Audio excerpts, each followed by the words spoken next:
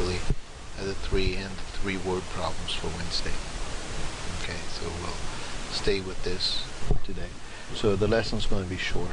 So let's do 14 as an example. Okay, we're going to talk about law of sines. Okay, this is law of cosines. Okay, in number 14, you're given side A is 3, side B is 4, and angle C is equal to 40 degrees.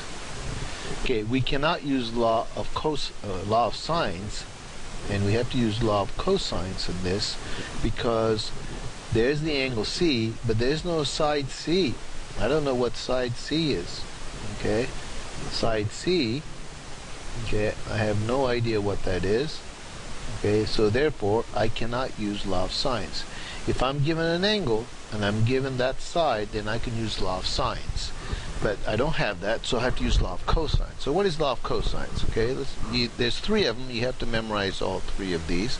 So it's going to be a squared is equal to v squared plus c squared minus 2bc times cosine of angle A. Or you can also use number 2. Okay, it all depends on what you're given, so that's why we're going to use that. Okay, so you can also use b squared is equal to a squared plus c squared. If it looks like a Pythagorean theorem, it's derived from that. Minus 2, okay, ac times cosine of angle B. And then finally 3, which is going to be c squared, which is equal to a squared plus b squared minus 2ab times cosine of angle C. Okay, so which one of these would I use in this situation? Well, since I know angle C, okay, which is that right there, okay, I also know A and B. That means I can put the numbers in here, here, and here, and that tells me I can find my side C using the third one. So let's go ahead and use the third one.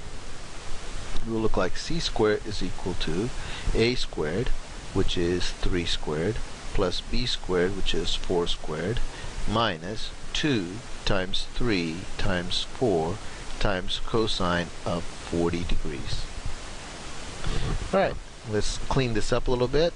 Okay, c squared is equal to 9 plus 16 minus 2 times 3, 6 times 4 is 24. So 24 times cosine of 40 degrees. Okay, this is where most of you will make a mistake. You'll want to add and subtract, but you have to just do this first. So c squared is equal to 25 minus 24 times cosine of 40. Okay, what you have to do next is find cosine of 40 and then multiply by 24. So let's go to our calculator and then let's type in cosine of 40.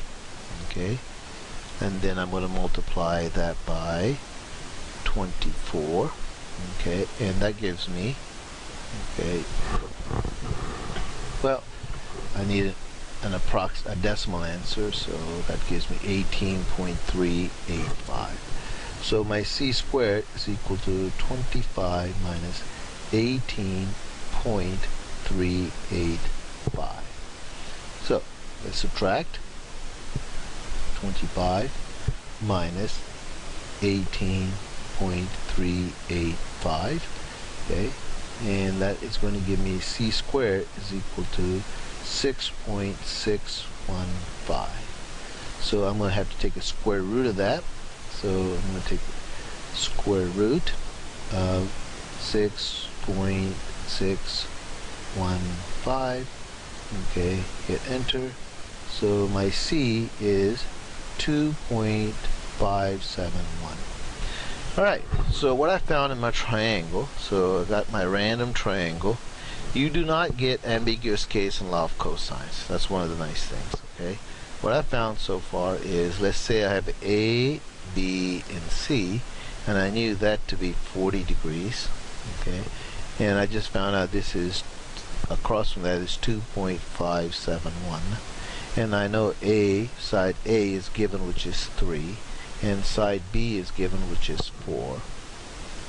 Okay, so now what do I find next? Okay, and you got to be careful because of the limitations of your calculator. Okay, you want to find not the largest angle.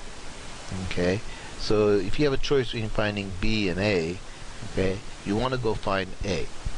Okay, because of the limitations of your calculator. Otherwise, your calculator will give you an answer that you think, well, that doesn't make any sense. But you'll have to go back and translate that because your sine inverse and cosine inverse only exists in particular quadrants. Okay. Let's go ahead and find angle A. So you can use law of cosines to find angle A. Well, why would I want to do that? I want to make my life really easy, so I'm just going to use law of sines because I want to find sine of angle A is to 3 is to sine of 40 degrees is to 2.571. See, I can use law of sines now because it's easier to do law of sines versus law of cosines. So once you find the missing angle or the side, you can go to law of sines and finish the problem. You don't have to do law of cosines and everything. Okay, so sine of 40 degrees divided by 0.2571. So let's go find that. I have a sine of 40 degrees. Oops. Let's go back.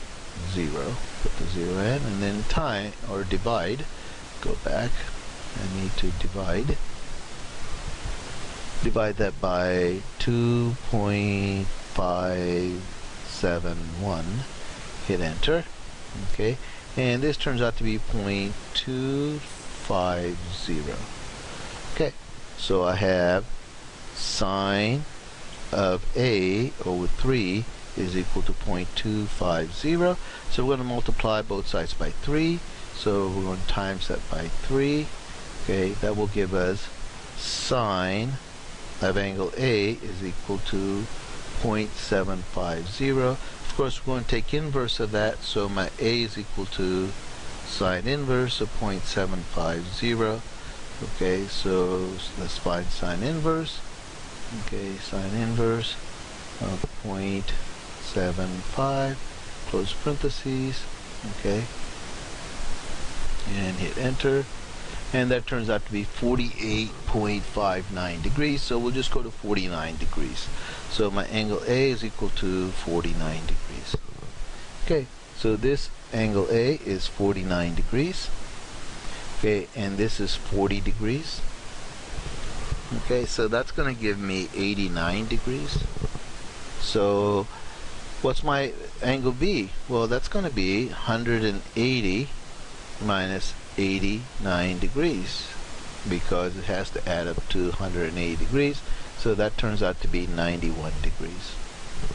Okay, so I have all my angles, I have all my sides, and I've solved for the triangle, and that's law of cosines. Okay, so that's all there is to it. So that's all we're doing. We're just going to work on 6 problems. So this is one of them. And I'll keep the notes short, so there's nothing else to do in this situation. So we'll save the 20, 21, 22, 23, and 24, and I have 2 word problems, 24, 25, 26. We'll save that for Wednesday.